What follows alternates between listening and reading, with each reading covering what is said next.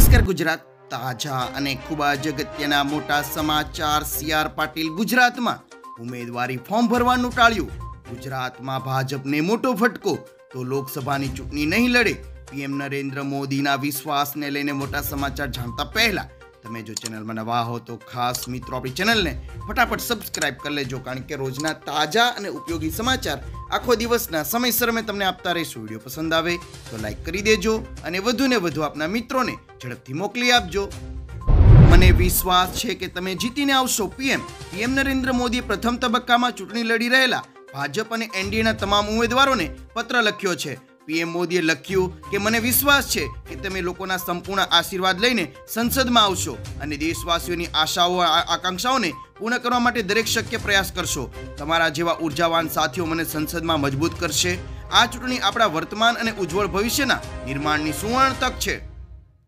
ત્યારબાદ પુરુષોત્તમ રૂપાલાએ આપ્યું મોટું નિવેદન। બીજેપીના નેતા પુરુષોત્તમ રૂપાલાને લઈને ક્ષત્રિય સમાજનો વિરોધ અટકવાનું નામ નથી લઈ રહ્યું, ત્યારે રૂપાલાએ વધુ એક મોટું નિવેદન આપ્યું છે, જેનાથી નવો વિવાદ સર્જાય તો કંઈ નવાય નહીં। રૂપાલાએ કહ્યું કે તેઓ ઓબીસી સેનાની મદદથી ચૂંટણી જીતવા સક્ષમ છે। રૂપાલાએ ઓબીસી સમાજની સરખામણી રામાયણના શ્રીરામની સેના સાથે કરી હતી। રામનવમી નિમિત્તે યોજાયેલા ઓબીસી મહાસંમેલનમાં રૂપાલાએ ઉપરોક્ત વાત કરી હતી।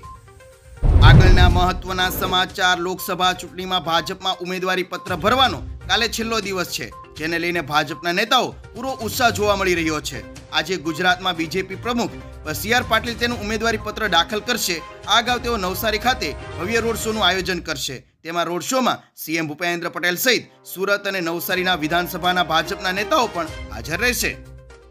ઉપરાંત મિત્રો તમને જણાવી દે કે નવસારી ખાતે સીઆર પાટીલનો રોડ શો કાર્યક્રમ યોજાયો હતો।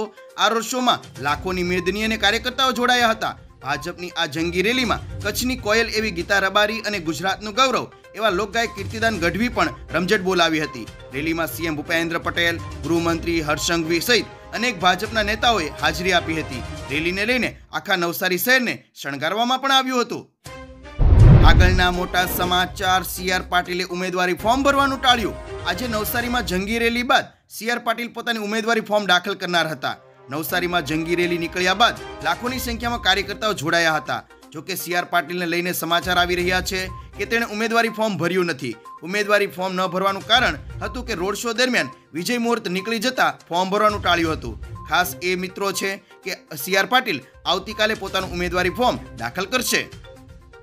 તો હવે નહીં લડે લોકસભાની ચૂંટણી। જમ્મુ કાશ્મીરના પૂર્વ સીએમ અને પોતાની જ પાર્ટીના ડેમોક્રેટિક પ્રોગ્રેસિવ આઝાદ પાર્ટીના ઉમેદવાર એવા ગુલાબ નબી આઝાદે લોકસભાની ચૂંટણી ન લડવાનો નિર્ણય લીધો છે। અનંતનાગ અને બારમુલા સીટ પરથી તેઓ ઉમેદવાર હતા। 2022માં કોંગ્રેસ છોડ્યા બાદ આઝાદે પોતાની પાર્ટી બનાવી હતી। તેઓ પોતાની પાર્ટી તરફથી એક પણ ચૂંટણી લડ્યા નથી। તેમની ચૂંટણી ન લડવાના નિર્ણયથી રાજ્યના રાજકીય સમીકરણો હવે બદલાઈ શકે છે। ગુજરાતમાં ભાજપને મોટો ઝટકો। પુરુષોત્તમ રૂપાલા સામે ક્ષત્રિય સમાજનું આંદોલન હજી યથાવત છે। આ દરમિયાન કપડવંજમાં ભાજપના 100 જેટલા કાર્યકર્તાઓ કોંગ્રેસમાં જોડાયા છે। રૂપાલાએ ક્ષત્રિય સમાજનું અપમાન કરતા આ કાર્યકર્તાએ ભાજપ છોડ્યું છે। છીપડી ગામના ભાજપના કાર્યકર્તાઓ કોંગ્રેસમાં જોડાયા હતા, જેને શક્તિસિંહ ગોયલે ખેસ પહેરાવીને આવકાર્યા હતા। આપને જણાવી દે કે ક્ષત્રિયના વિરોધ વચ્ચે રૂપાલા 16મી એપ્રિલે પોતાનું ઉમેદવારી ફોર્મ ભર્યું છે।